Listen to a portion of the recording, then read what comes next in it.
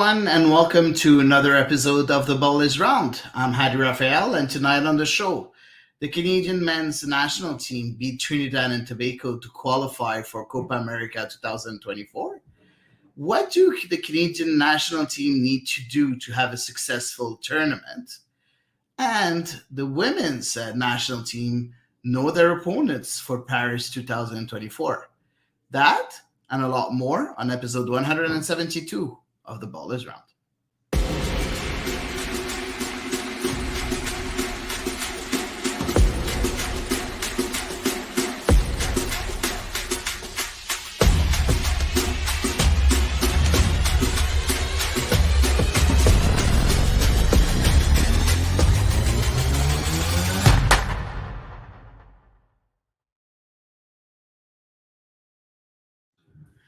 And I'm joined tonight by my co-hosts, my usual co-hosts, Eve and Elias. Eve, how are you today?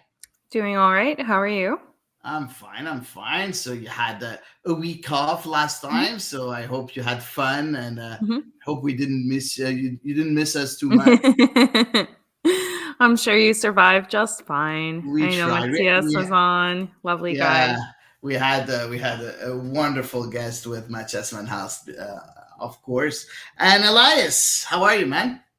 Not too bad. You know, the women's Clásico was today. Barcelona won 3-0. So I've been worse. Life is good. Life is good in the women's team, so can't really complain. Nice. Good to know. I'm very happy Brazil won. Also yesterday, a very good game. Also against England, I think. 1-0 with the new head coach of Brazil winning the game. That's usually the team that I cheer for most of the time, if it's not Canada or Lebanon. So it's usually Brazil. So I was happy too. So guys, let's talk about that game yesterday. Very important game for Mauro Biello. Very important game for the Canadian men's national team, but also very important game for the soccer fans in Canada and that golden generation of players. So the Canadian men's national team had to play that final game against Trinidad and Tobago to qualify for the Copa America. Very important game, as we said, because yes, we are preparing for World Cup. So for that, we need to prepare and play some games against top-tier opponents. So qualifying for the Copa America gives us that. Mauro Biello we did talk about it last week. Try to really change, the scenery in Canada by really not calling the veterans that we used to see under John Herdman and calling a very young squad. And yesterday he had his first starting 11 to choose from that squad. So let's take a look at the starting 11 that he chose, with Maxime Crépeau in goal, of course, with Milan Borjan not called up. In central defense, we had three former CF Montreal players with Miller, Waterman, and Johnston playing in central defense. As a right wing back, we had Tejan Buchanan. As a left wing back, we had Alfonso Davies. In the middle, we had newly appointed captain Steven Eustachio, along Ishmael Kone, and up front, three strikers with Ugbo and Laren, and playing in behind them was Jonathan David. When you looked at that starting 11, Elias, were you happy to see the new era that started Mauro Biello and the way he selected those players? Yeah, I couldn't really find too much fault with it. You know, there was a lot of discussion surrounding 3-back or 4-back, and I think we all knew deep down inside that it was going to be a 4-back. 3-back with wing backs, and then the discussion was: do you put three midfielders? Or do you put three forwards? If you expect playing against a low block, I wasn't too surprised to see Ike Ubo up there, who has been, who is a relatively new addition to the national team again. But I saw this lineup and I didn't raise my eyebrows too much. Left a lot of work for Ismail Kone and Steven Eustáquio to do, but they were going to have the ball a lot. They were going to be playing, against a low block, so I wasn't taken aback. Interesting, because Eve, everybody was wondering what would Mauro Biello do with Jonathan Osorio pulling off and being injured and not being in the squad anymore. Who was going to be that player that would create up front? And Mauro Biello decided to just not have anyone at all by putting Jonathan David in that position and creating that sort of false nine, not really number 10 in that position. What did you think about that? I mean, I can see why you need to have him out there one way or the other, because he is the most informed striker for Canada, even if Kyle Larin does hold the record. At the end of the day, Jonathan David isn't that far behind him, and obviously has lots of scoring in front of him for sure. I can kind of understand why, because really there isn't, I think, a player in this camp who would qualify as a proper attacking midfielder. So I think rather than trying to almost shoehorn, maybe one of the more 8-minded midfielders into that position, Mauro Biello knew that obviously Canada was going to have, like Elias said, much of the ball. They were going to be on the front foot attacking for most of the game. So there wasn't really too much of a risk as far as having, just all your firepower available, no matter where you had to kind of stick them in there. It was an interesting decision. And why, in your opinion, was Ike Ukbo chosen and not Diobert? Because both of them are on a very hot streak, but why one over the other, in your opinion? Yeah, I was really curious about that as well. The way I see it is, I think Diobert, I see him kind of more as a true finisher, and not necessarily quite as involved in the build-up and perhaps as much on the wings as well as Ike Ukbo.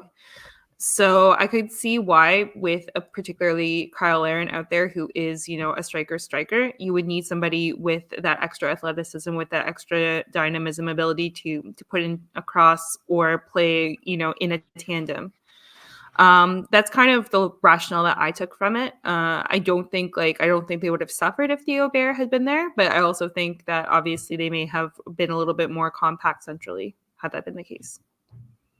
Interesting. Elias, anything to add on this take? Yeah, no, I agree. Diobert is a very imposing presence in the penalty area. When you have Kyle Larin there, there may have been worries about potential redundancies, which I kind of get. But yeah, Eve said everything else. But what does Ike Ukbo bring then?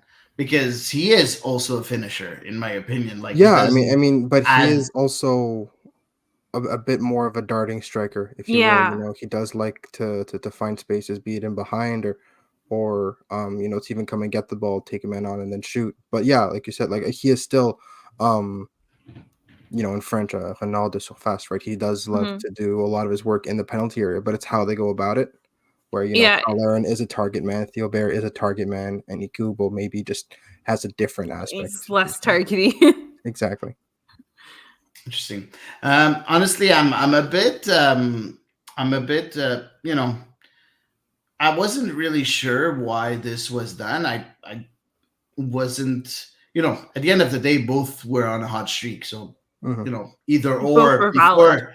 Yeah, exactly. Before the beginning of the game, I was like, either or is fine. But I was just wondering, honestly, I don't like Jonathan David in that position behind the strikers. I think agree. that's where he's supposed to be the most lethal and the most interesting for Canada is up front next to Kyle Larin and not behind Kyle Larin. So I feel that I understand that Osorio wasn't here, but he had other options. And for me, I think that was a missed opportunity, in my opinion, when I saw, of course, the starting 11. Now, that game started. First half, it was a very poor first half in the men's national team. Oh my God, it was dismal. I was dreading coming on here, like 45 minutes in. I knew that we were obviously going to be talking about it tonight, and I was like, maybe I can stand out on my balcony and get pneumonia or something. I was like, no.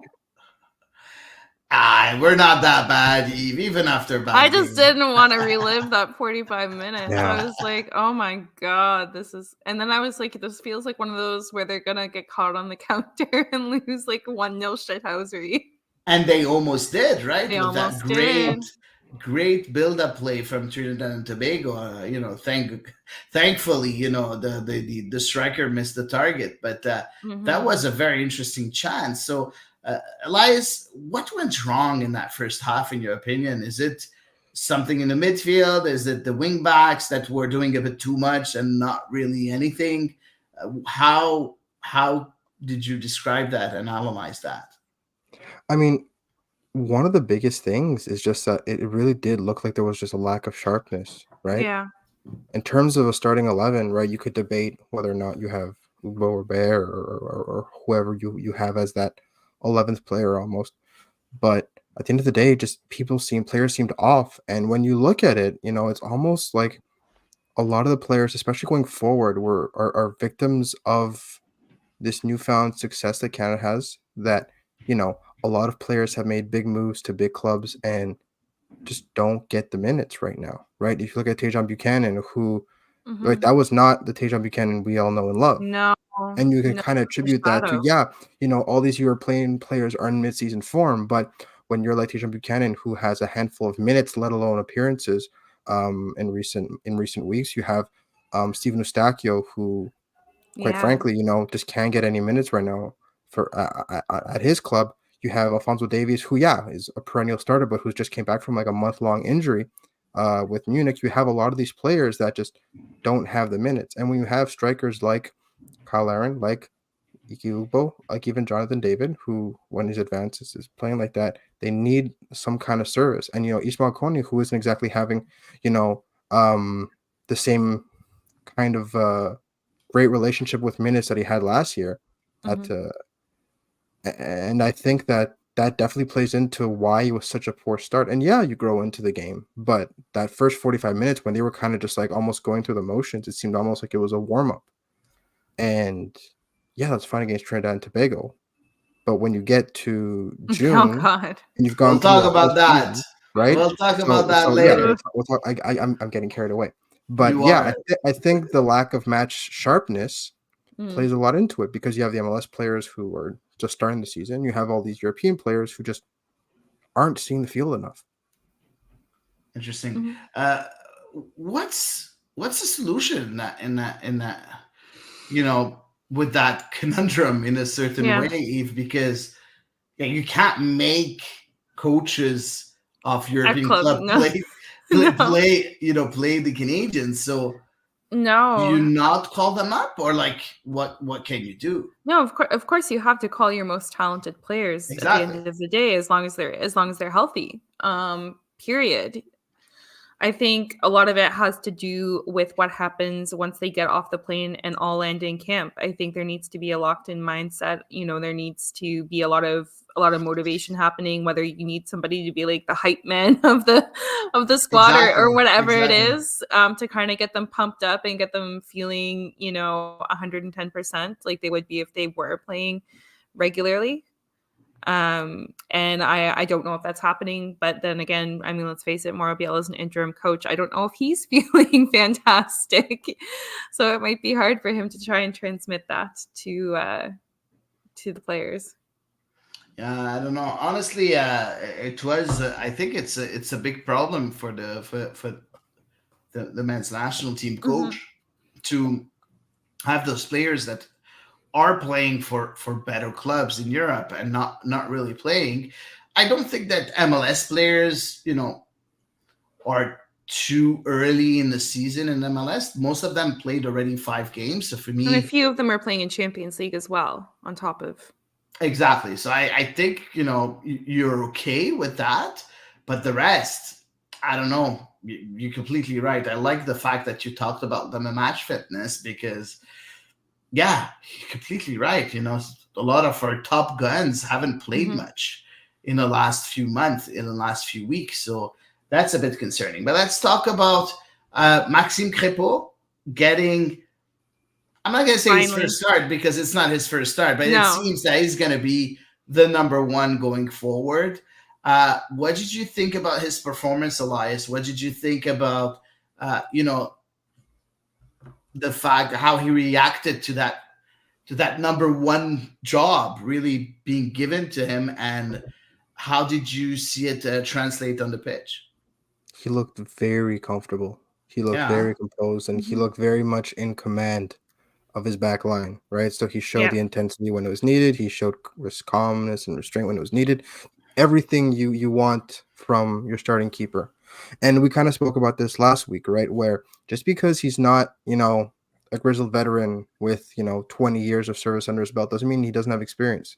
He's been Mhm. to massive games before. He's been able to play under pressure, and it shows, just because he is, a 20 something, and you wouldn't expect someone at his age to have his kind of a resume. He's 20. He's Maybe what, not. 27 now. Like, Yeah, he's not exactly. young But and he's right. also not like, 35 that's been, True. a veteran of the national team forever, right? He's still a relative rookie with the national team, from a playing perspective. Mhm. He's And 29, by the way. He's not 27. He's 29. So very close to but his he carries 30s. himself, and he's been Ah, through a you're right. lot, You're right. and he has more experience than what people would conventionally expect from someone who isn't even 30 yet. So I think that, that does show and that does translate. And when you have uh games like this where it's kind of weird for a first half, having that player behind you, having that kind of keeper Mhm. behind you, especially when we we saw that first chance that Trinidad and Tobago did have, having someone there is exactly what you need in a goalkeeper that won't be too busy in a game like this. Mhm. No, exactly. Eve, how did you find Maxime Crépeau? If you had to choose a moment Yeah. where you said, "Ah, okay, Okay. now Feeling good. I see Yeah. it." It was a chance that Trinidad and Tobago had towards the end of the match, and it was kind of like a rather chaotic around the Canadian 18-yard box, and there was a little bit of ping-ponging, but eventually Crépeau got the ball, and you could see him. He was going like this at his players, like, don't screw this up, because it was still 1-0 at that time. It was before Jacob Schaffelberg scored, and I know we're going to talk about the goals, but spoiler alert, they did win 2-0. True, we Sorry. didn't give the score. You're right. They won Yeah. 2-0. Yeah, so sorry. So it was in like the 80 something minute, late 80th minute, we'll say, and anyway, you could tell that he was just letting them have it. Like the game's not over, you have to concentrate, like keep it together kind of. Which is what you need from your goalkeeper when your team is kind of starting to maybe take it down a gear. For me, the save that he did on it was a deflected cross from Mhm. a Trinidad player that from the left that could have been a goal, Mhm. and he had a reflex save that was a bit like a ping pongy in a certain way, where he was just like he just made sure Mhm. that it didn't go in. I really like that save because it was a big of a reflex, and right away he was straight back into position for a follow up just in case there was one. Mhm. Uh, for me, that's the kind of concentration that he was in. He was very very concentrated in those dying moments when Trinidad and Tobago were really pushing for for an equalizer.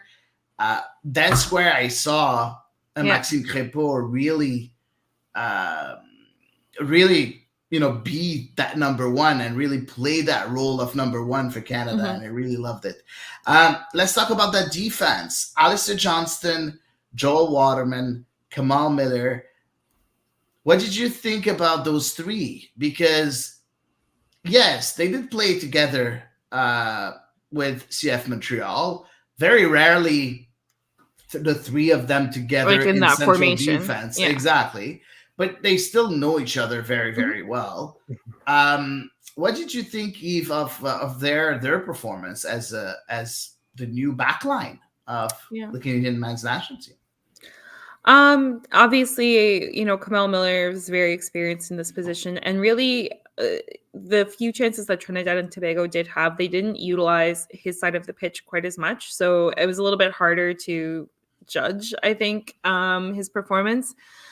Unfortunately for Joel Waterman, there were a few instances where he got caught out, notably on the chance that Trinidad and Tobago had that went off target in the 17th or 18th minute of the match.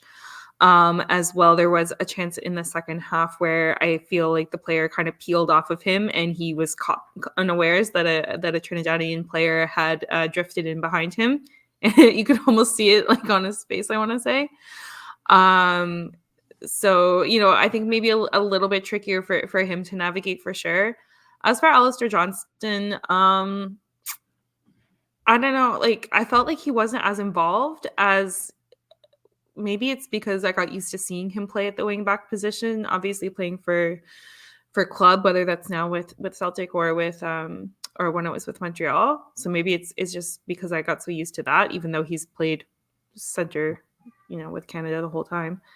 I felt like he wasn't as involved as we've seen him in other CONCACAF matches. Like he wasn't necessarily drifting up the pitch as much. It was almost like excessively conservative. But I would imagine that would have been like an instruction from the coach, and that's not necessarily something I can hold against the player. Yeah, interesting thoughts on Alistair Johnston. Do you agree with Eva Elias that he was a bit conservative in a certain way, knowing that he's playing as a right center back? Yeah, I mean, I think that it's whenever you have three defenders, it's always interesting to see what the instructions on those outside center backs are, because it goes from everything from you're basically a right back that sometimes has to tuck in to no, we really just have three players within the width of like the middle circle. It really does depend. So I think that if you are gonna have if you're gonna operate like this and have Tajon Buchanan just flying up and down the wing, having Alistair Johnston being able to use what he does best, which is his delivery, I think you kind of have to factor that in. And I understand you don't want your right-sided center back kind of doing overlaps with your wing back, because then that'd be wild. you're asking for a bit of a disaster here.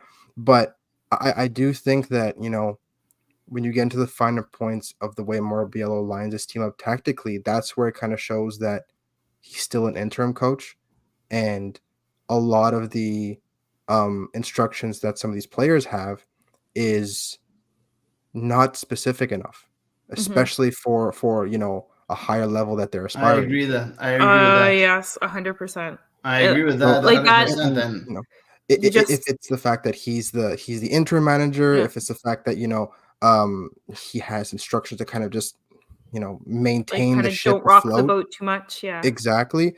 Look, we don't know what's going on in the inner workings of Soccer Canada and Canada Soccer and that situation, but it does feel like right now all these players don't really know what is exactly expected of them, except for like Kyle Aaron, who's just like score goal. Every other player in the field almost felt like they were just kind of figuring it out as the game went along, which I guess also may have contributed to the slow start. But I think Alistair Johnston is one of those players who is so versatile that he might be paralyzed by that kind of ambiguity more than most. So I really hope we see Alistair Johnston used to the best of his capabilities, because he really does have the ability to be one of the best players on this team. Yeah, he does. He does, and I'm going back to what Eve said regarding Joel Waterman. I feel that being the central defenseman, and the fact that the other two weren't given, or it seems that the other two weren't really given some clear instructions, put a lot of pressure on Joel Waterman, because when you're in the center of a back three, your role is. Yeah, your role is pretty simple. Yeah, at the end of the day, you're staying back and you're just there. There's not a lot of ambiguity in what you need to do when you're in the middle. So I feel that this didn't help Joel Waterman. I don't think he had a bad game. I think that he was shaky, especially on that second chance that you talked about, Eve. The first one for me, it was mostly a a problem because of the fact that the ball was lost a bit too high off the Yeah. pitch, and he was found. Unfortunately, the defense was a bit too high also off Yeah. on the Yeah, pitch. that's fair. And we know So, he's not known for his speed, of so course, yeah. and it's okay. And no, it's totally fine. That's why he's in the he middle. made exactly, and it's not the end of the world. But I don't think Didn't he get had burned. a bad performance either. But let's talk about that midfield, because we did talk about the loss of possession right now that led to that first chance. Eustachio, Kone, I might be wrong, but for me, they didn't really have a good game. I don't know. Go ahead, Eve. No, the vibe felt off. Like it's a little bit tricky. Obviously, like Steven Eustachio, he is such a class player that like some of his, balls to switch the run of play were phenomenal. He can do that. He can deliver a He's a lovely free metronome. kick. He's a metronome. Exactly. Exactly. But I do feel like they didn't click. I felt like Ishmael Kone was just kind of like 3 steps over from where he should have been at all times, almost all times in the match. It was like he was close to what would have looked really polished and really coherent. But was just like they were just a few steps off each other at all times. Like, I felt like they were almost playing like a match separate from the rest of the team. I don't know how to describe it, but I agree that I was watching it and I was just sitting there scratching my head. I was like, this doesn't look like it's working. I was surprised not to see a sub, honestly, at the halftime.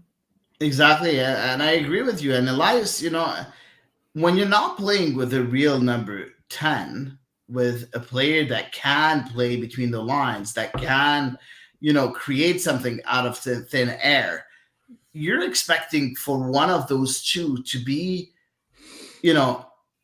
a defensive midfielder and the other one to be a box to box, in a way where personally, I was expecting to see an Ishmael Kone carry the ball forward, dribbling a couple of players, and you're breaking the line with a dribble. And he didn't do that. We didn't see the usual Ishmael Kone that we're used to see. And at the same time, Steven Eustachio, he's not that kind of player. But sometimes I felt that they were, as Eve said, they were stepping on each other's toes in a certain way. Yeah. I agree. And we might get into it again, but I really do think that Steven Eustachio would benefit from the freedom allocated to him if he had a ball-winning midfielder behind him. Right? Enter Samuel Piet. In the 90 whatever minute. Exactly, right? So I mean, that's not really, it's not even a cameo at that point. It's more just time wasting than anything else. And I really do think that, yes, there's no 10, but even if you look at Jonathan Osorio, there's no one with a better final ball on this team than Steven Eustachio. Yeah. No, and I think that, he can't, dribble 2 or 3 players, or he can't do what Ishmael Kone does, or even maybe, he's a different player from Jonathan Osorio. But when you have a low block like this, you need that final ball. You need that ball that can break 2 very compact lines of midfielders and defenders. And you need that player unencumbered with the responsibility of, oh yeah, I also have to make sure that, we don't get countered, because I also have the wingbacks that are basically wingers at this point. So, and, we keep on talking about that first chance in the 17th minute. I really do think, a proper designated ball winner like that wouldn't allow that counterattack to kind of fall apart the way it did. So if you don't have a 10 on this team, we're all in agreement that Jonathan David is not a 10. He cannot play in a 10. He cannot play in those spaces. His instinct, and his eye for goal are too good for him to be playing at the edge of the box. That's just not. It works against Trinidad and Tobago, and it will only work against, teams of that level and lower. So going forward, I really do hope that even if it's not Samuel Piet, a designated ball winner is established, and Ishmael Kone and Steven Eustachio are both too good with the ball to be assigned in that role, which is why I think, a 3-man midfield is definitely the way to go. No, I agree. I agree with that. And, I agree with what you said. Maybe having a ball winning midfielder would help a lot, that team. Even if, I know, Elias, you don't like that, but even if Simon Sakio is what that ball winning midfielder, you need another number 8. But Exactly. at Like at that what point, cost, though? but you would need at that point to see the real Ishmael Kone, and you would need Yeah. to have a number 8 that's able to perform against top, tier 1 national teams, which I don't think we have. I love Mathieu Chouanier, of course, but I don't think he's at that level yet. So someone like Samuel Piet, and I agree with you, could have helped a lot. We were missing someone in the midfield. We needed an extra body in the midfield, and if not a number 10, then a number 6 or a second number 8. We needed something else in that midfield, because that's where we were losing the ball, and that's where Trinidad and Tobago were really pressing and putting a lot of emphasis on this. So that's very interesting. I don't know if you have anything to add on the midfield, or do we? Yeah, good. Moving on with the 3 strikers, or Jonathan David in the number 10. We'll call it. Well, I feel it's wrong not to call him with the strikers. So. Yeah, exactly. So with David, Larin, and Ugbo, I saw so many tweets, so many people, criticizing them, criticizing their work, saying that we didn't see them, we didn't do anything, they didn't do anything. But how many times did they receive the ball in a proper spot? For me, it was tough to criticize them when they weren't receiving the ball. Do you agree? Yeah, I really do. Also, even when you think about the sheer number of corners that that Canada had, and they were almost all played identically for the keeper to catch. It was abhorrent. So they didn't even get chances on set pieces, because there was just apparently one type of corner that was on the menu that day. It was, I know, I found it, obviously they were playing against Trinidad. Trinidad was going to set up as a low block that was going to make it challenging for Canada to create, a lot of lively play like we've seen them do in more open match. It was challenging. It was really challenging. They didn't have the space. Obviously, we just talked about the midfield, who would normally help feed them a little bit. Tajon Buchanan was not having a great day to deliver crosses from the wing. Alphonso Davies, of course, I think was once again trying to overcompensate and do too much to make up for kind of whether it was the midfield, whether it was his stealing my thunder. You're stealing my thunder. Sorry. It's okay. Go ahead. So I think he was trying to take too much onto his shoulders, which meant that, again, maybe that meant that the delivery to the striker suffered. So there were parts of it that I think were because of the opposition, they were limited, because of how Biello had put out his starting 11 with the lack of midfield flexibility. That didn't help them. Had a player who's not in great form, that didn't help them. There were so many factors that I agree with you, they didn't get good service. Yeah, but at that point, isn't I don't want to, I don't want to.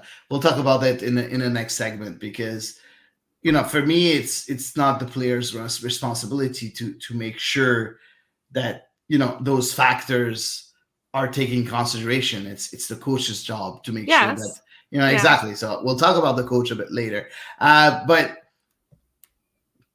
talking about the wing backs, and I'll let you talk, Elias, regarding the wing backs, or the wingers, because they weren't wing backs, as you said, Eve.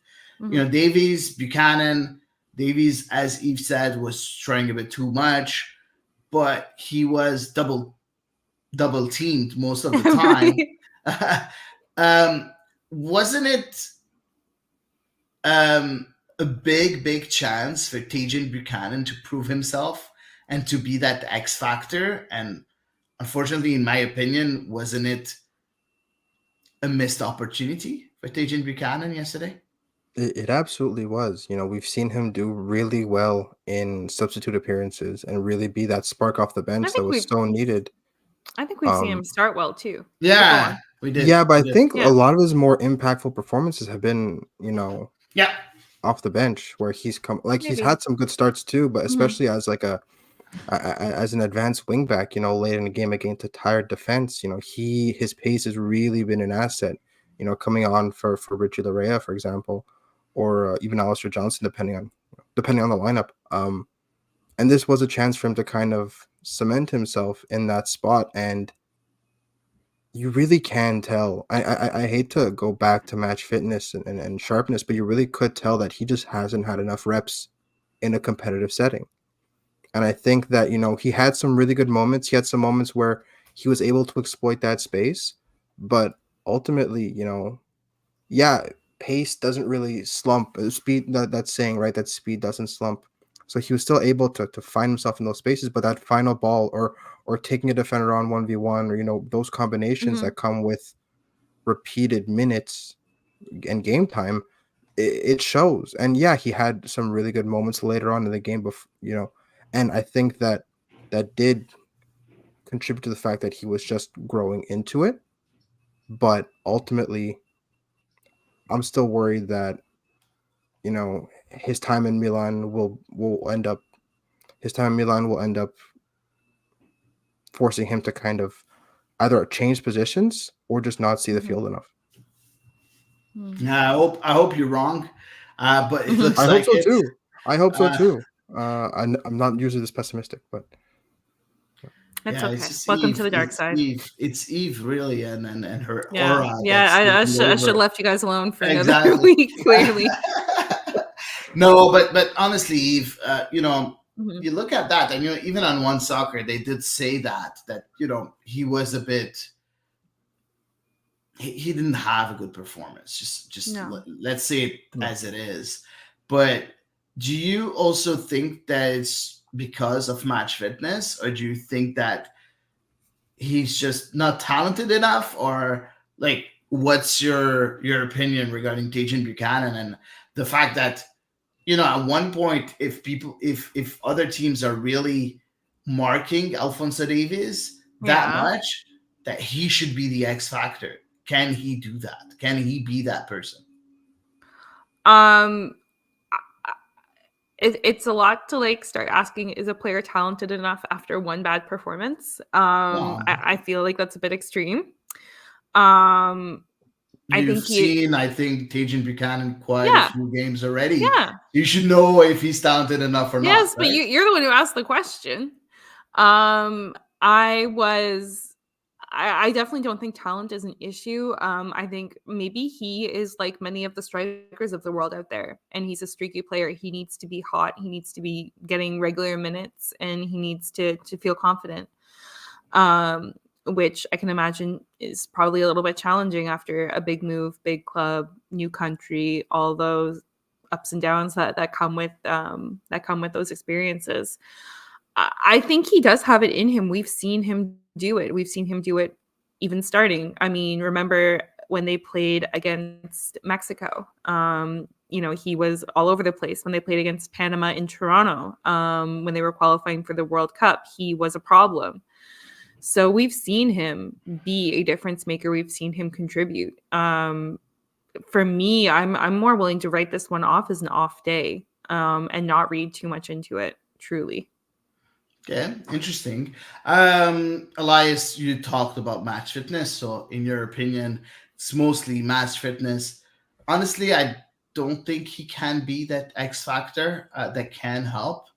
I prefer a player like Alistair Johnston in that position because he's going to bring some sort of a different approach of playing the game as a wing back than an Alphonso Davies that's just going to try, or Tajan Buchanan that are going to try to dribble to create something by dribbling or Mhm. anything.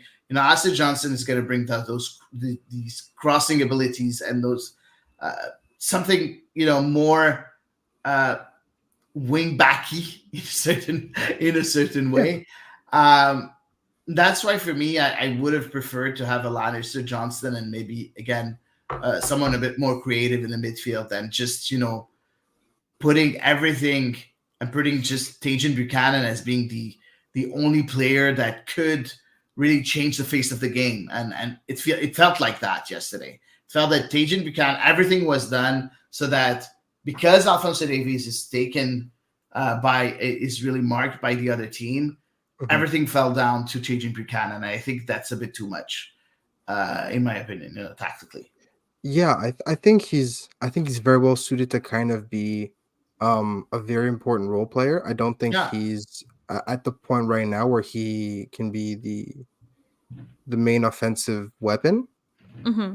but there's still more than enough to his game that he can actually, affect game significantly. And I yeah. think that it's just about how you use him. And I do think that this I wingback can be a viable spot for him, but it's all about getting him in the right spots. Yeah, And I and I think that think go ahead. go ahead, Elias. I'm sorry, I didn't realize you hadn't finished. Go ahead. Oh yeah, it's just that, in situations against teams like this, it's not just about giving him the ball out wide, but it's about letting him run at defenses, letting him get into the Hmm. spaces. Hmm. And when you give him the ball too in a position that's too advanced almost, where he got the ball a lot, near the penalty area, and like that is not what he does best. Hmm. You on that side, they should have tried to maybe draw out the defense a bit more and let him exploit space in behind or something. If that wasn't working, then you start looking at the delivery quality of Alistair Johnston, stuff like that.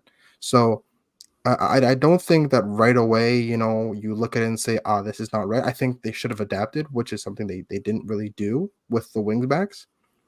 But look, ultimately, he's still young and he still has a lot of maturity to bring to his game. And I Hmm. think that when that does kind of when his role with the national team does get ironed out, because he's one of those guys where they still haven't figured out where he's going to be with Canada. I think that first of all, once they find out what formation they're going to play, what philosophy they're going to use, I think then after that, it comes down to ironing people's understandings in their roles. And I think Yeah. that's when you get the best adaptation we can. Until then, it's a whole lot of the same as other players where they're just kind of like, this game I'm doing this, but I have no idea what I'm going to be doing next game. Let's talk about Kyle Larin, Elias. I'll give that question to you. Kyle Larin opening the score. Kyle Larin being Kyle Larin again. He's the leading goal scorer for the men's national team. He's 28, already with 29 goals for Canada. How crucial has he been for Canada? How important is he for Canada going forward and until 2026? Because I don't think he's going anywhere. Oh, I don't think so either. I think at that point, he's going to be still going to be very, very important with the group. He'll be what, 31 at that point? 30, He's 31? 28 right now, so 30, I think. Yeah. Around 30, 31. Um, I don't know what his birthday is, but yeah, so he'll still be very important with the national team, and right, and even if it may not be as a starter because other people emerge or other people are hit form, he's always been there for Canada, and he's always been so reliable in that even when he's not having the best game or even when he's maybe a little bit quiet, he kind of just he still gets you.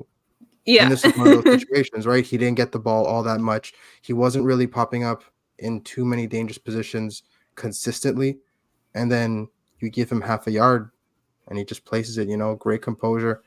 And God, I feel like my theme today, I feel like I'm kind of beating a dead horse, but he's getting minutes at Mallorca Yeah, true. and Yeah. he's doing well at Mallorca. So he He's is not sharp. doing that well. He's not doing that well. He's not Mallorca isn't scoring doing a that lot. well either, but True. by True. Mallorca standards, he's doing all right.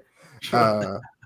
But it's that instinct, right, where he turned, he didn't even have to really look all that much. It was just a touch, a half turn, and you slot it into the Yeah. bottom corner, right? And that's what you come to expect from him, but it's also what you come to expect from people who have been playing week in, week out. Yeah. He was able to kind of hit his mark and just get to his spots, and a lot of players yesterday just seemed like they couldn't really get to their spots. So good on them for finding him, and good on him for making the most of very few chances.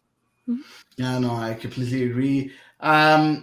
Eve, let's talk about those substitutions, those players that got in from that chose that Brett Moribiello chose. So first of all, we do have Schaffelberg. It's the first one that came in at the 70th minute for Ike Ugbo. We'll talk about that. And then Jason Russell-Rowe at the 80th, Mathieu Chouanière at the 81st.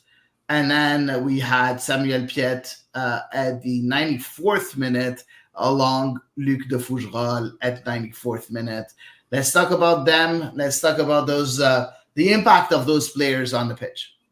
I thought Jacob Schaffelberg really, really cemented himself into this lineup 100%. Like his impact, his vivacity when he came on, his willingness to run at that defense. His work rate, like it was like you couldn't have asked for more from a sub performance. And I think to be rewarded with the goal that really kind of set Canada into safety was more than deserved, even though, he'd only been on the pitch for 20 minutes when he scored his goal. For me, like, I don't know if he put a foot wrong out of place in those 20 minutes. Truly, it was an excellent shot. And that shot on the post also, yes, that was really wonderful. And you know what? It then you can see how, adding an extra body in the midfield, how good it was for the Canadian men's national team, because that's when, we saw a few more chances for Canada at the 70th when Schaffelberg came in for Ugbo. That's where we saw a bit more movement and a bit more chance creation. True. Also, though, by that point where Trinidad was losing 1-0, they had no choice but to open the game up more than they previously had, which because they had so hermetically sealed themselves up. So I think both factors helped quite a lot. As for Jason Russell-Rowe, he didn't necessarily get, quite as many looks on the ball because I think the service just wasn't necessarily there. He did have one shot which was blocked. Anyway, I thought good for him to make an effort because, he hasn't been with this team for long. But I didn't read too much into his performance. It was only, 16 minutes at the end of the day because the ref did blow that whistle right at 96. And Mathieu Chouanière, when he came into the midfield, which is where he belongs. And he had like a moment right after he came on where there was a bit of a turnover and it almost led to a chance for Trinidad. But otherwise, I thought he did well. When there was a time towards the end of the match where Canada was up near the top of the pitch, and Alphonso Davies, passed him a ball and really left a lot of work for him to do to get that pass, even though he was playing kind of wider out. But he managed to somehow translate it into something positive, which obviously that's the Mathieu Chouanière we watch every week, is he's going to bust a gut to get to that ball if he has to. But, there's only so much you can take away from about 15 minutes or so on the pitch. Of course. And then, of course, the final two, not much to say. No.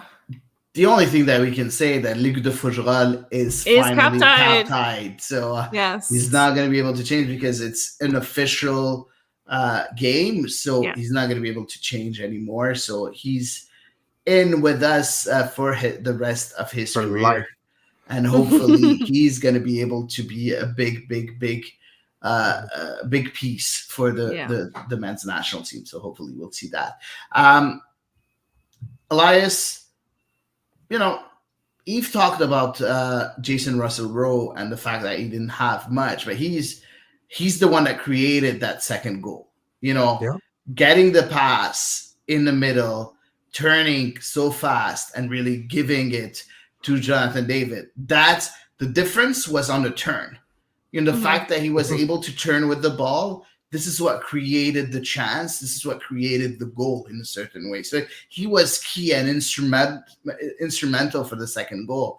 How far is his ceiling, in your opinion? Oh, I mean, he's what, 20, 21, I think.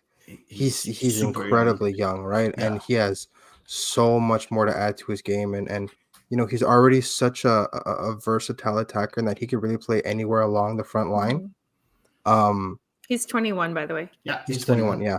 What impressed me most is kind of his eye for space. Yes, Gail, as Maritime Madness powerhouse. Yeah. East A lot of Coasters. people enjoy that goal. I was actually at a restaurant for that second goal, so that was very Oh, fun. cool. And yeah, no, it's more just the fact that he can really identify not just space, but where the most dangerous space is. That impresses me so much, and he kind Yeah. of put that on display in this game. But even the first 3 games of the season with Columbus, I've checked out a lot of Columbus, and he's been so impressive with them. Mhm. And I think this is kind of Wilfried Narcy's next little gem that he's going to kind of help maybe grow, because his ceiling is so incredibly high, and he's Mhm. so versatile. And I think that once he figures out what kind of player he's going to be, I think he'll become even better, because I think he has so many options now as to what direction he wants to take his play style in, that I think he's still kind of learning who he is, which, I mean, it's normal for any young player to kind of still, figure out what they're doing at the professional level. But man, he's gonna be so fun, and having him off the bench now, let alone come 2026, is such a treat. No, I agree, 100%. He's very, very interesting, and he's been very good for the crew also. So, very interesting to see him grow, as you said, and having a teacher like with Renancy is going to help him a lot. That's for sure. Perfect. So Canada did win 2-0. We did talk. We did have a few points, but we tried to stay away from the subject as much as possible. But Eve, what does the Canadian men's national team need to do in order to be competitive for Copa America? Get a manager. Period. End of story. Get please, for the love of God, get a manager. I have nothing else to say. I don't think anything more needs to be said on that particular topic. If one of you think more needs to be done, yes. But for me, the most glaring, like, red flag issue is they need a manager like yesterday. Interesting. What did Morobiello Oh God. do to say that? Like, if you can go into it a bit more, what didn't you like? Are you okay? Well, I don't I'm want to be asking here you the till like question. 2 a.m, but here we go. Just yesterday, Eve, not Yesterday. just when when he Yeah. was in Montreal, For whatever. me, Just no. yesterday. We talked a lot about, how it seemed as though the defense didn't have specific enough instructions. It seemed as though the midfield was really unclear rather, as well, on what they were supposed to do. Our opinion, and I will say it's just our opinion, is that there probably should have been some adjustments made at halftime to help compensate for some of the issues that the midfield faced. Those didn't seem to be made. There was a lack of creativity. I felt like the team was playing like very timidly, honestly. And it just seemed like very low energy. And we talked about players being informed, not informed, et cetera, et cetera. But just like the whole vibe seemed very low energy. And that's not what you need in a do or die match. You need to be like hyped up. Like you need the weird sword brought out that they were using back at the World Cup qualification or whatever. I don't know. But I mean, just the fact, honestly, that they had to play this match, I think is an indictment of him as a coach. And I know you said just yesterday, but let's face it, they wouldn't have been there yesterday if it hadn't been for his woeful mismanagement of the Jamaica return leg in October of last year. So I feel like I do have free license to talk about that too. And we went on long enough about that, and I will direct you back like 20 odd episodes of The Ball Is Round if you want to hear how we felt when that happened. That was a fun episode. That was a spicy one. Yeah, he's just he just doesn't have it tactically. Period. He just doesn't. I think he's very much out of his depth, and I think against some of the most like the best teams in this hemisphere, it's going to be like the worst spotlight in the history of time. Wow. Did I answer your question? Yeah, you did. Tell us how you really feel. No, Exactly. I agree with a lot of the points that Eve brought up, and we talked about, finding a formation and finding a philosophy and all this stuff that we want to have done. That starts with a manager, right? And it starts with finding a full-time manager, right? So You can't have a guy who's just treading water. Exactly. Like, If you're trying gonna to make keep more, things if you going. want more Obiello, we could talk about, whether or not that's a good idea if it happens, but make a definitive decision on a manager. Right? We talked about, like, when the World Cup ended, this is like a year and a half ago now, that we said they have to find a manager, ideally before Copa America, but definitely 2 years before the World Cup. Well, we're coming up on the 2 year until the World Cup very soon. So, the Copa America is the 2 years before the World Cup. Yeah. So, I mean, at some point you have to pull the trigger on somebody, right? And you can't just keep kind of pushing back. Internationally searching. Exactly. Because eventually, even if you do find the right guy and you give him 6 months to prepare, that's not enough time. So I think that at some point you just have to make a decision. And this generation, with the World Cup on home soil, it is too valuable an opportunity to pass up because you couldn't make a decision. So that is, that's the only thing that I want to see talked about in terms of national team stuff. If it's not a game, I want to see manager stuff. That's it. No more New Jerseys till they get a manager. Period. I think we're answering at the question of Robbie at the same time. Will there be a permanent coach in place for the start of the Copa America? And if so, will it be Biello? I hope not. So I think we all answered your question in a way. Guys, so I'm going to take a holiday if it is. Hopefully it will not be him. Again, nothing personal against Mauro Biello. No. We just need a bit more, a bit more than just him. So that's for Mauro Biello. There's this first. And the second thing that I want to say also in Copa America, what we need in order to have a successful tournament, I think we need informed players. And we need to make sure that the coach chooses informed players. And again, Elias, you did say, you mentioned lack of match fitness for quite a few players that were here. I think that Mauro Biello should have realized that. I understand that Tajon Buchanan is one of your best players. I understand that Alphonso Davies is one of your best players. But if you're going to play a game based on wingbacks and your two wingbacks lack match fitness, I think that's a problem on the coach too. So you could choose one of them that lacks match fitness to give them, to give him a bit of time on the pitch. But at the same time, you need to have at least your colleague to be at least in form. So having an Alistair Johnston on the right and Alphonso Davies on the left, or having Liam Millar on the left and Tajon Buchanan on the right, or having Jacob Schaffelberg that can play that wingback role also on the left. Those were options for Mauro Biello, and we're going to need to have informed players play.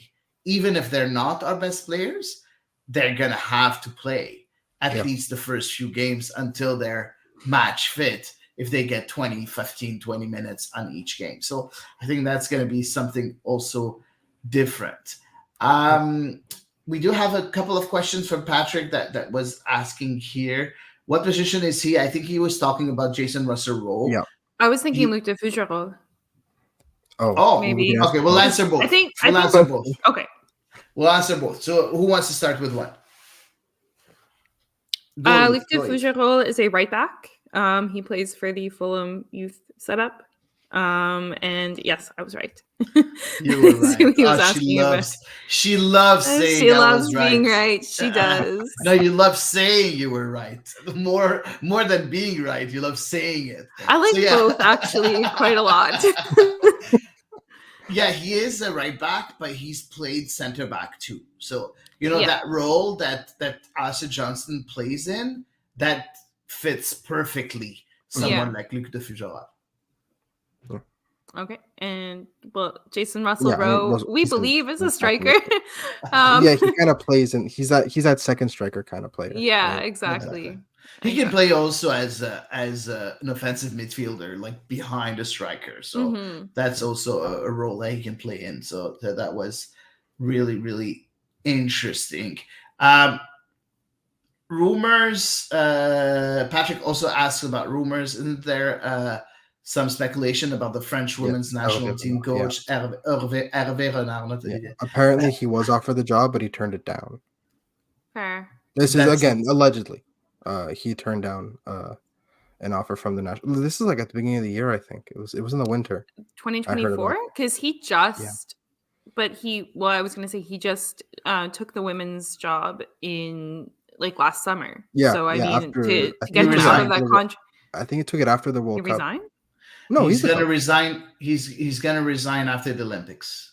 Oh, really? He said some people want me out. You'll see me out after the Olympics. Okay. Well, hey, So, we'll see what happens after the Olympics. But I know that there were reports that he had rejected a job offer from the national team.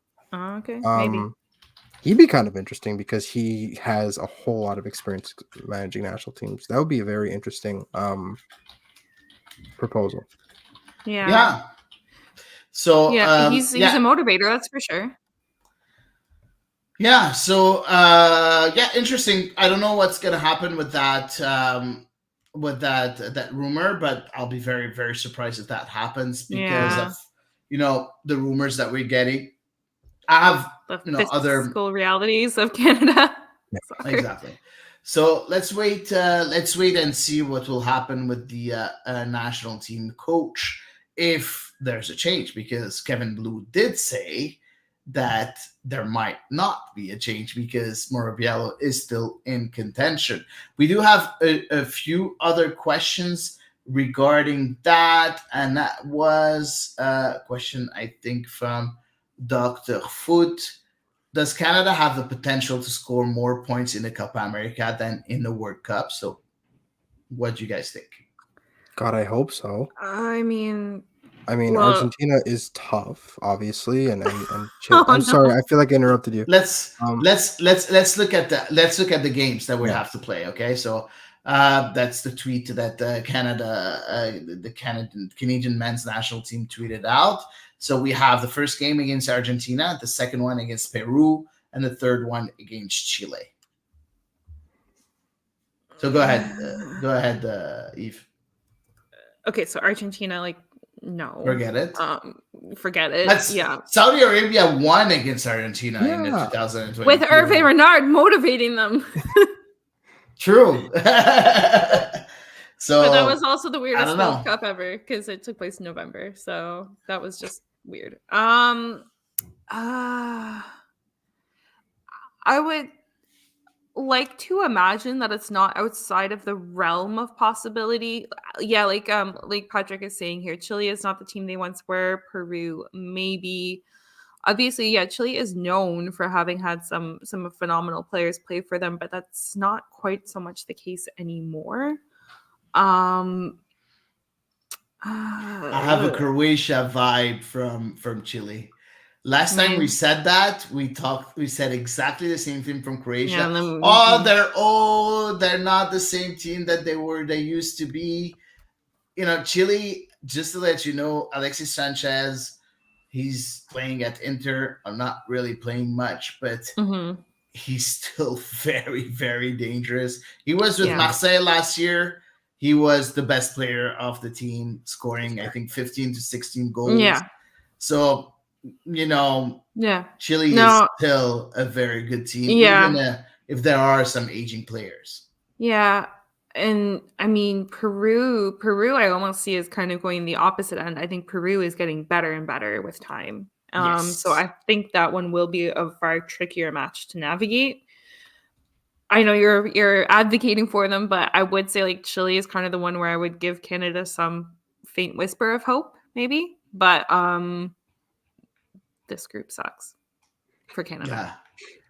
But I think all teams in Copa America are going to be tough, right?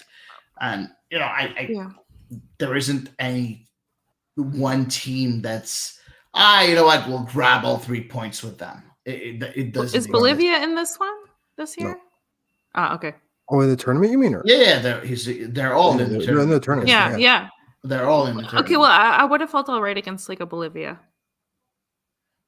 But Bolivia has been stronger too lately, so Maybe? they're not that bad either. I think This is a different caliber of continental competition altogether, right? Yeah. There's no gimmies for Canada in South America. No, very true. I guess the last time I saw Bolivia play would have been the last Copa America.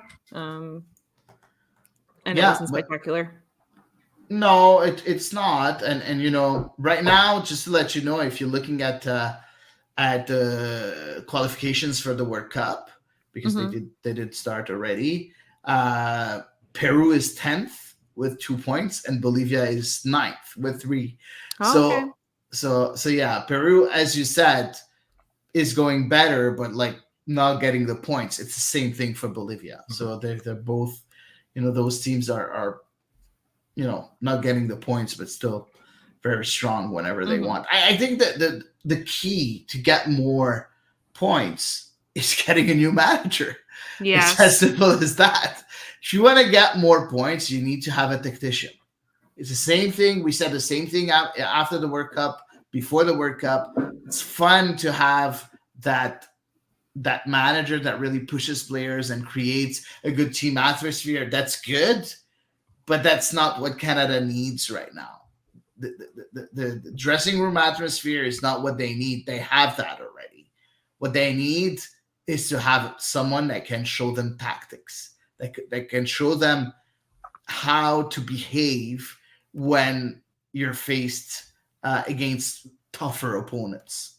So that's what they need, in my opinion. Anything to add, guys? No. Oh, okay, they should get a new manager. That's all. True. I agree. Unanimity.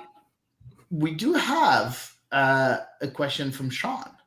If Buchanan doesn't start getting playing time, should he be dropped as an automatic starter? He didn't look great. If Laria was healthy, I think he would have been better. I think that's a hot take. That's a hot take for Laria. Better in this game? I don't think so. Because it's spacey. Exactly. In a game where there's more defending required, that's a different discussion. I just think Alistair Johnston would be better than both. You just need to find another center back to play, because I just don't think Kamal Miller and Joel Waterman are best suited to play as two lone central defenders. Yeah. I think they're much better suited for a 3-back. But yeah, that way you get to have Alistair Johnston at a right back, and who doesn't love a right back Alistair Johnston?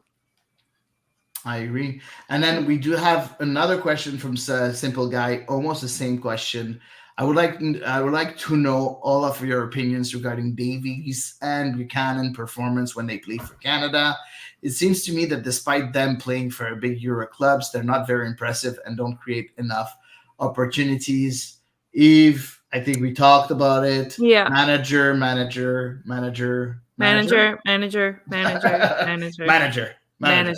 Yes. That's what we should have made the title of this episode. Exactly, manager.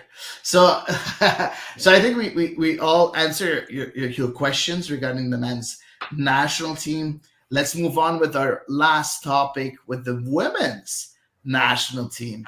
Finally, the draw of Paris 2024 is done and dusted. And Canada, here's the group of Canada.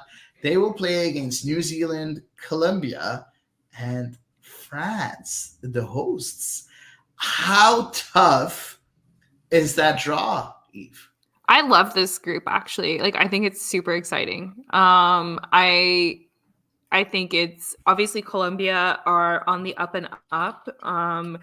We're going to get to see Canada take on Linda Caicedo, one of the most exciting up and coming footballers in the world right now. Obviously, taking on the host is going to be massive because, you know, the ambiance at that game is going to be just off the charts. And of course, France is definitely a footballing nation that you have to respect.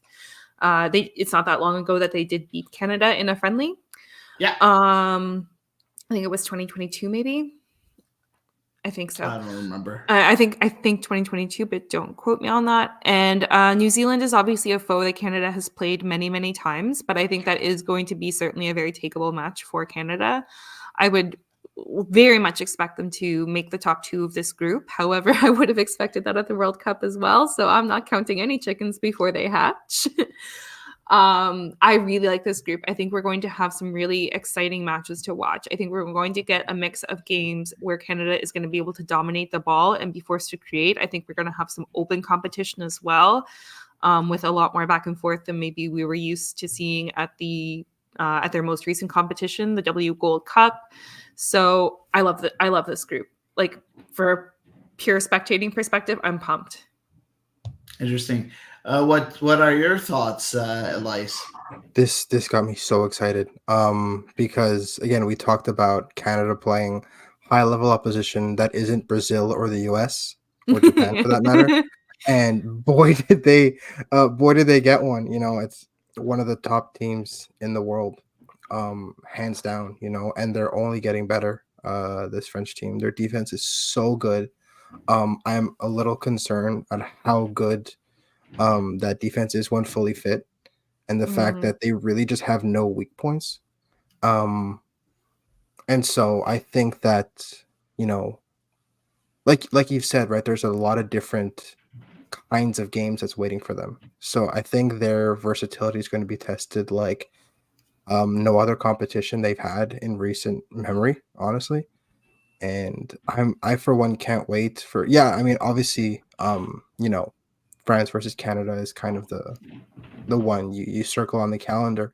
But, you know, New Zealand, after such an exciting and then disappointing World Cup, then you have Colombia, who kind of the same but for different reasons, you know, topping the group and then crashing out.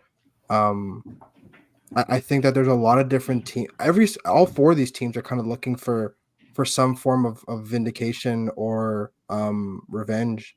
And I think that there's just so much that can go wrong and so much that can go right. And I think that that's also why it's really hard to predict how this group will go, because all four teams are capable of surprising you. So Yeah, I agree.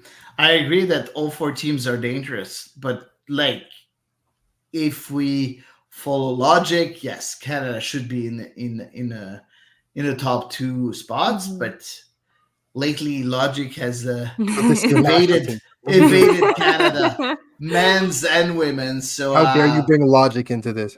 exactly. But it's gonna be fun. I think it's gonna be fun to watch those games. Don't forget that Canada are the holders, and they're defending their title. So will we see a very hungry Canadian women's national team? That's possible too. I sure hope so. I really hope so. So we'll see. And are, you know, the tests that Pef Driesman did in the W Gold Cup, are we going to see, you know, some of those stats come to fruition and being, you know, the final say in a way for the women's national team? That's also interesting. We do have the She Believes Cup just before also, and we'll see. It's only 1-2 games, so either semifinal and final, or semifinal and third place. So those two games also are going to give us some answers, but it's going to be very interesting. Very, very interesting. We do have a question from Stéphane Martel that sent it to us. What's the rule for Olympics for age? So I'll just answer. For men, it's under 23, and you have a choice of choosing 3 players over 23 years old to participate. For women, there's no age limit. You can choose That's whatever nice. you want. But the only big difference, and we talked about it quite a few times here on the ball this round, it's a squad of 18 only. So not 20, not 23, only 18 women will go to the Olympics, which is going to be very, very, very interesting. Big choices to make for Bev Priestman. So we'll keep you posted, of course. So before we move to social media, I want to take the time to congratulate the Facebook group CF Montréal supporters that have reached 10,000 members a couple of weeks ago. Very nice feat, by the way, guys. So just congratulations. We always share our podcast on that group, and thank you always for hosting the podcast and for sharing it and interacting with us. But just wanted to make to say congratulations to reaching that number. So that's it for this segment. Moving on, social media with my friend Elias. But first, our segment.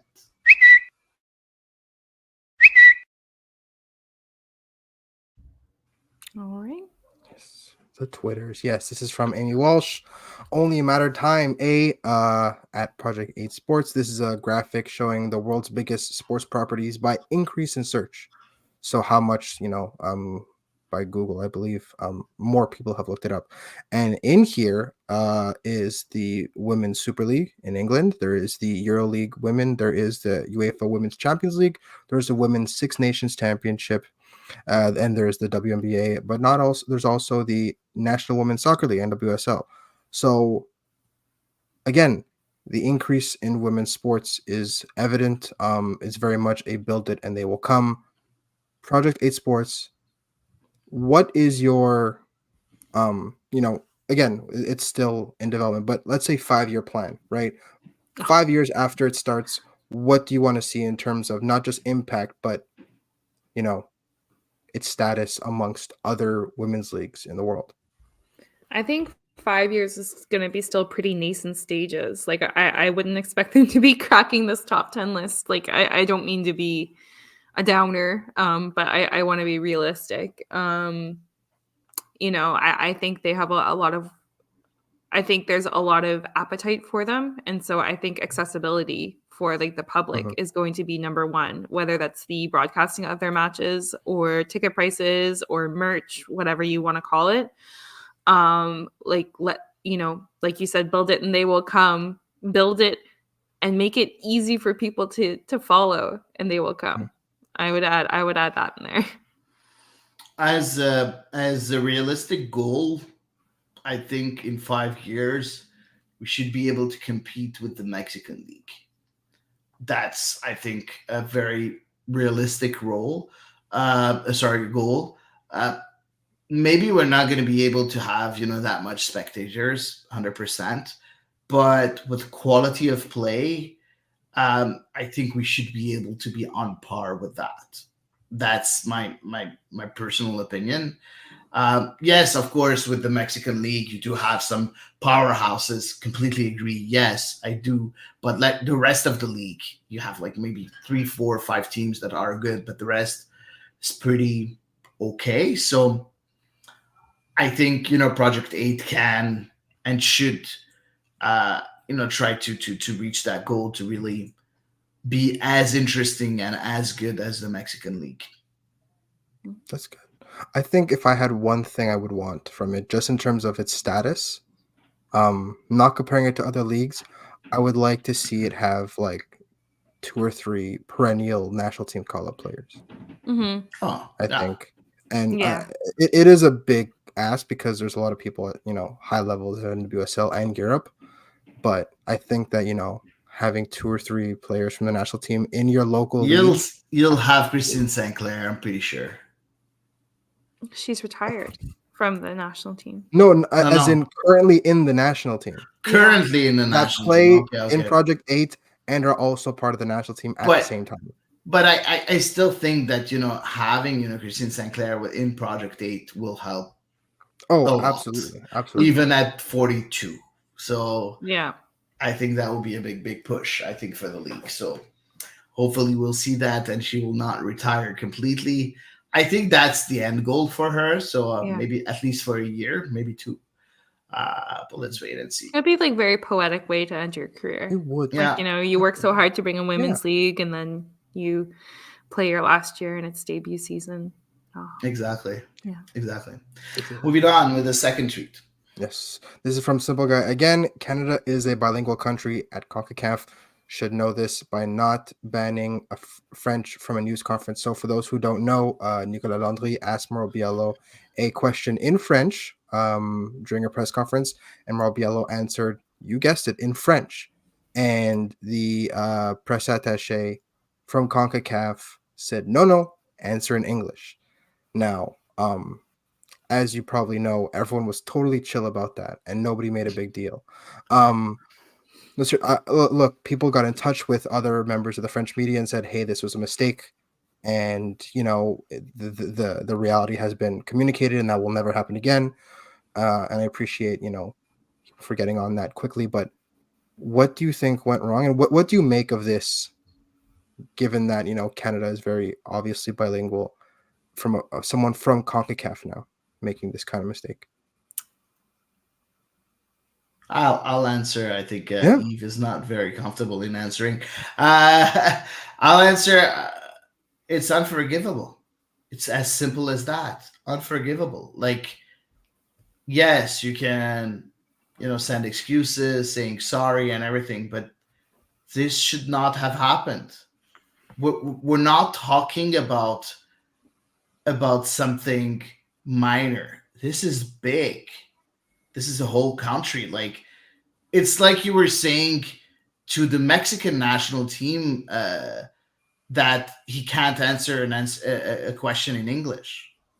It's the same thing, or even bigger, because English is not a national language in Mexico. So, And there are other nations that are francophone in CONCACAF as well. exactly, That you do have too, that's true. Haiti, you have Martinique, there's so many teams that are francophone. So, and by the way, guys, French is one of the languages of CONCACAF, official languages of Yeah. CONCACAF.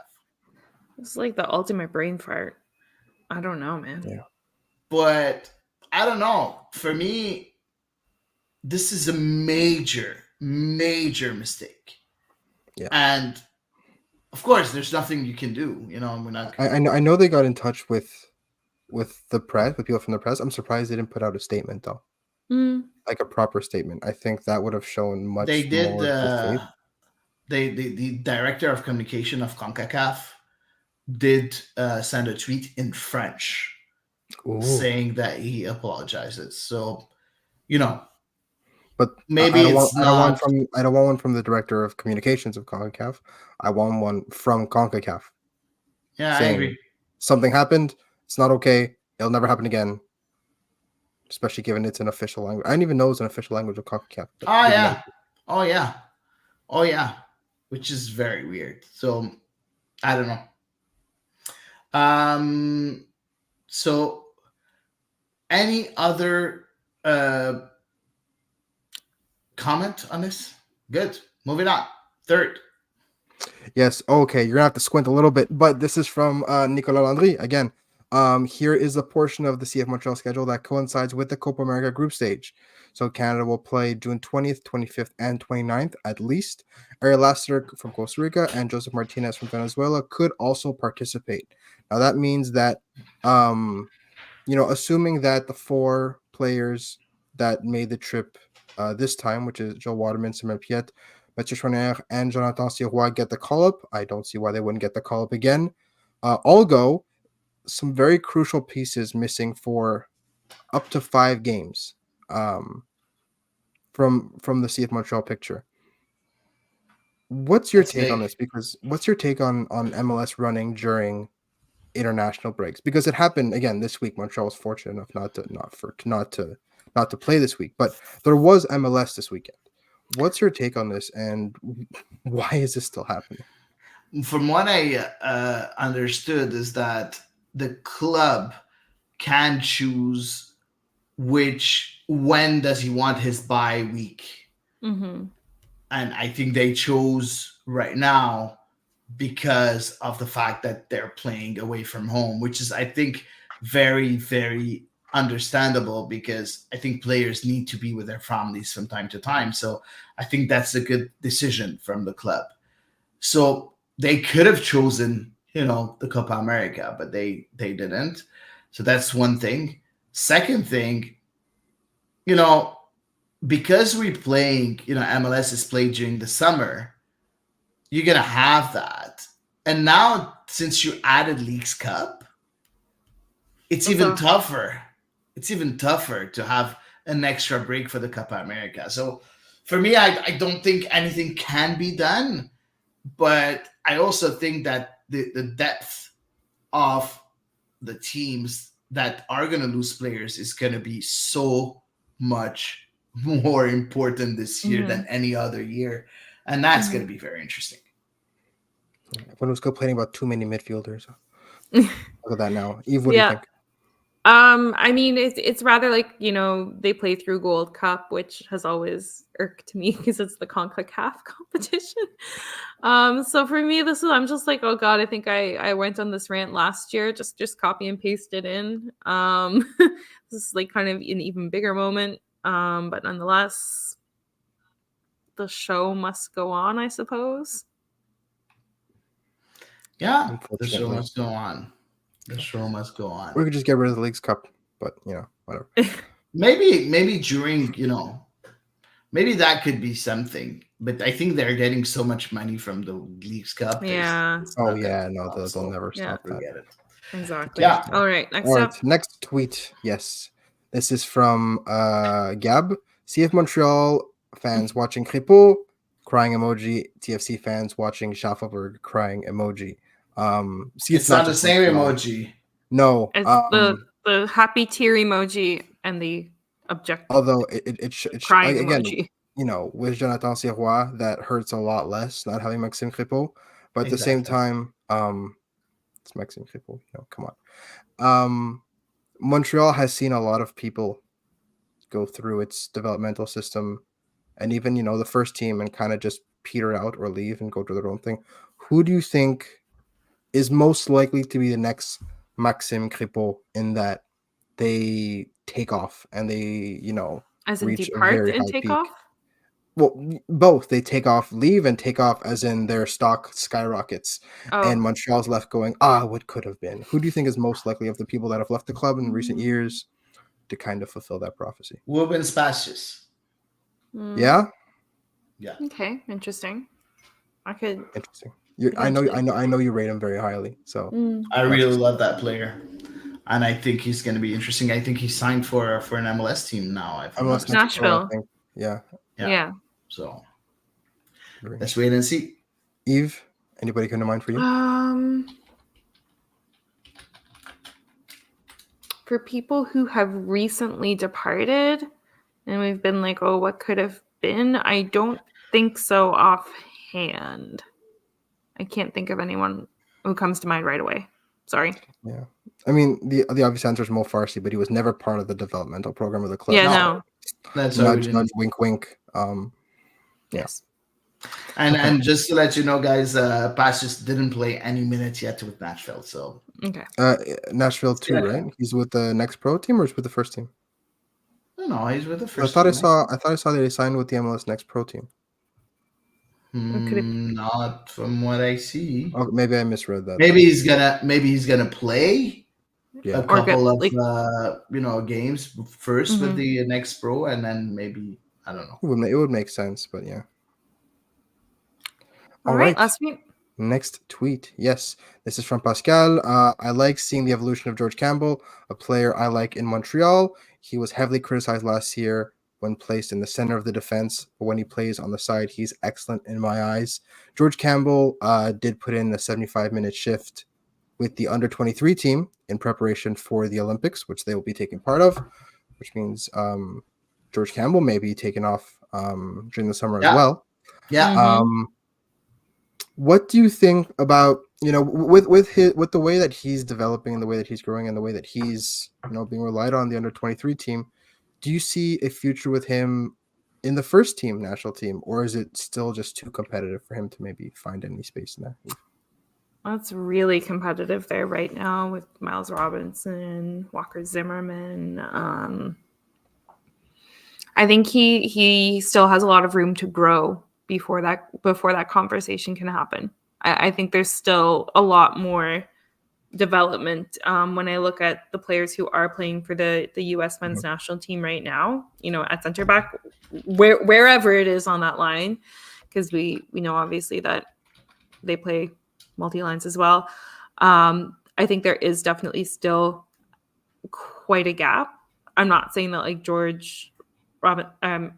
George Campbell can't necessarily catch up, but I find it hard to imagine him dislodging, like I said, definitely Miles Robinson. I find it hard to imagine him getting dislodged.